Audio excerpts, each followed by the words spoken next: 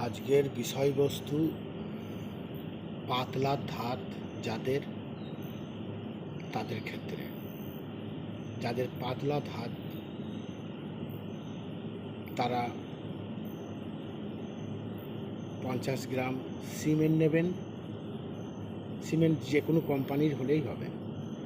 আর 50 গ্রাম বালি নেবেন। বালিটা সাঁইথিয়া হলে ভালো হয়। ওটাকে গুলবেন, গুলে দাঁড়ে লাগিয়ে দেবেন।